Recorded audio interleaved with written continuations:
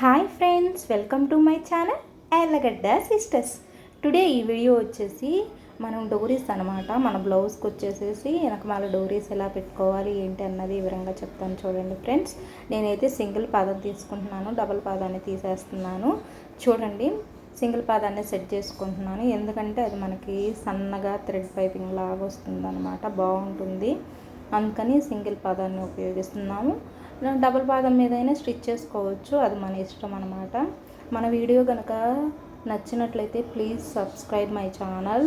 Please friends support and like and share friends. ఈ డోరీల్ని మన back side పెట్టుకోవడం వల్ల చాలా ఉపయోగాలు ఉన్నాయి. ఏంటంటే మనకు భుజాలు జారకుండా టైట్గా ఉంటాయి ఫ్రెండ్స్. ఫస్ట్ మనం కావాలనుకున్న క్లాత్ని ఒక 1.5 ఇంచ్ ఉండేలాగా మనం స్ట్రైట్గా దాన్ని కట్ చేసుకుని మనం స్టిచ్ చేసుకోవాలన్నమాట. నేను వీడియోలో చూపిస్తున్న విధంగా చాలా చాలా ఈజీ. దీన్ని నేను చూడండి ఎలా చూపిస్తున్నాను.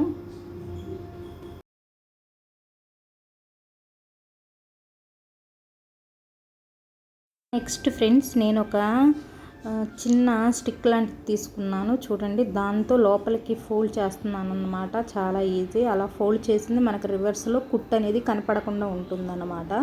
చూడండి దాన్ని ఎలా నేను ఫోల్డ్ చేసి లాగుతున్నానో చూడండి, మెల్లగా చూడండి. మనకైతే చూడండి అది వచ్చేసేసింది, డోరీ అయితే వచ్చేసింది. దానికి నేను ఒక 3 ఇంచెస్ ఉండేలాగా ఒక ట్రయాంగిల్ షేప్లో దాన్ని ఫోల్డ్ చేసి స్టిచ్ చేస్తాను ఫ్రెండ్స్. చూడండి, ట్రయాంగిల్ షేప్లో అనమాట. మ్యాక్సిమం 3 ఇంచెస్ హైటు వెయిట్ అంతా 3 ఇంచెస్ పెట్టుకోండి, చాలా బాగుంటుంది ఫ్రెండ్స్. సింపుల్గా ఉంటుంది. చూడండి friends.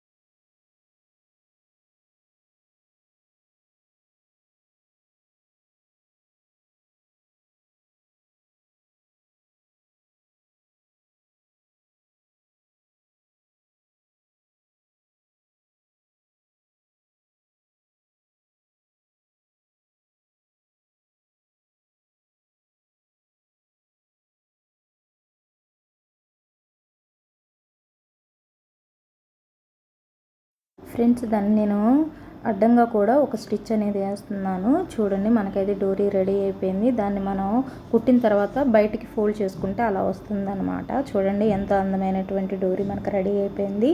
Thank you for watching friends. Bye friends.